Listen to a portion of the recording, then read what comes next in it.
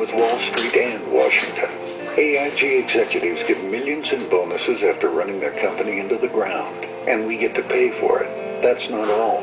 With the Bush tax cuts for the wealthy still in place, hedge fund managers and executives at firms like AIG will get millions more in tax loopholes this year. There's a better way. President Obama's new budget will make Wall Street pay its fair share and use the savings to invest in energy, education, and health care to help get our economy moving again. Wall Street firms oppose it, but given their recent track record, that's a good sign. Now, between the nut roots and their radical agenda and Tim Geithner and his war on the business community, our children may not recognize the country that we all grew up in. And it's all to pay for this president's socialist agenda. Now, it's in that spirit that we have a special announcement tonight. On April the 15th, which of course is tax day, I will be hosting this show from Atlanta, Georgia, where one of the dozens of Tea Party protests will be going on. Now, that evening we'll also have coverage from other protests around the country, and we're going to be giving more details about how you can participate in the days to come. So stay tuned, check out our website, and of course you can tune into my radio show on 535 radio stations around the country. Ladies and gentlemen, this is your country, and it's the perfect time to make your voice heard. And joining us now tonight with more is Minnesota Republican Congresswoman Michele Bachmann is with us. Congresswoman, how are you? Welcome back. I'm doing great, Sean. Thanks again for the invitation. Now, you notice in that move on ad, now you have been the target, and I was reading a lot about you today in preparation for our interview. You have been targeted. They're doing everything they can do to smear, besmirch, attack every aspect of you and what you say in your life. How are you dealing with it in your political career? Well, it's all about shooting the messenger, because this week I had made a confrontation of the Obama administration. Is this, number one, constitutional, what they're doing? I don't think it is. And number two, I'm very concerned about the international moves they're making, particularly the question that there was about moving the United States off of the dollar and onto a global currency like Russia and China are calling for. This has then put me kind of in the crosshairs, but that's why Americans have to suit up and realize what's at stake right now. We have to fight for our freedom and the future of our country. All right, well, let's talk specifically. You have a bill that would stop, and it's getting a lot of momentum, as I understand it. Now, for those that don't remember, Tim Geithner earlier this week said he would be open to the possibility or consider the possibility of a global currency, as was first advanced by all people, the Communist Chinese. Tell us what the status of the bill is and what it would do.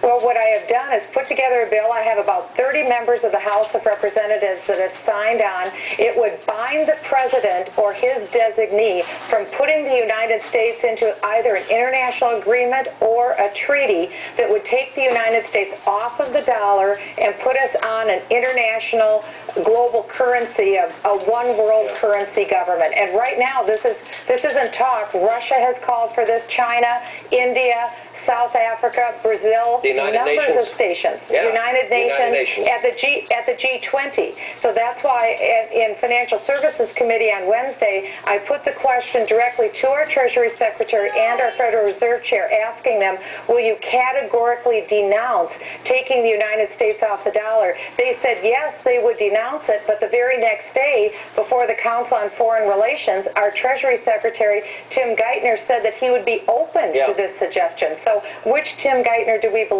Well, the same Tim Geithner that said he had no knowledge of the AIG bonus bailout when he was the architect of it, but that's a different story. Let me ask you this, because the Congressional Budget Office, and for those that don't know at home, this for years was the gold standard in terms of the estimates of forecasting where the economy is going. Now, not only do they project $10 trillion in deficits under the Obama plan, tripling our national debt, but they also said this is not going to be a stimulus bill, and they predict unemployment is going to hit 9.4% and remain well above 7% till 2011. Now, this is based on the stimulus plan. This was supposed to stop all of this. How come this is getting little or no coverage, considering Congress used to rely on that for all of their budget estimates? It's beyond me. I think it's because, Sean, the president is relying on the Office of Management and Budget. That's the president's in-house budget network, and they're projecting an unbelievably rosy economy, rosy recovery, and low numbers on the spending side. None of which any major none of which is going to happen. Let me roll a little tape. This is you confronting TurboTax cheat, as I call him, Tim Geithner, earlier this week about the Constitution. What provision in the Constitution could you point to give authority for the actions that have been taken by the Treasury since March of '08? Oh, well, the Congress legislated in the Emergency Economic Stabilization Act a range of very important new authorities. Sir, in the Constitution, what in the Constitution could you point to give authority to the Treasury for the extraordinary actions that have been taken? Every action that the Treasury and the Fed and the FDIC is been using authority granted by this body, the Congress. And in the Constitution, what could you point to? Under the laws of the land, of course. You know, when I watched that Congresswoman, it was clear to me he didn't know what you were asking or understand it, because what you're saying is constitutionally, what is the role of government to take on or nationalize and spend this amount of money? He didn't get it. That's frightening. Should he be fired? Well, Sean, I will say that our Constitution is to have a strict enumerated powers of government. Government was never intended to have this sort of an incredible intervention in the economy. We are not a centralized, planned economy. At least we're not supposed to be. We're free market capitalism. And that's what I'm pointing out. Congress passes laws that are unconstitutional. But I swear allegiance to the Constitution, just as Secretary Geithner does. He needs to have allegiance to the Constitution, not to the directives of his boss, the president. Well, I got to tell you, keep it up, Congresswoman. You're doing a great job, and I have no doubt they'll keep attacking you because you're so effective. Thank you for being with us. We appreciate it. Thank you. We're going to fight for our freedom. Absolutely, against tyranny. And coming up, the GOP proposes its own budget, and guess what? It's a little shorter than the Democrats' version. Mike Huckabee's here to discuss, and some Democrats are sounding an awful lot like their favorite president when it comes to the war on terror. We have the tape, that, and much more straight ahead.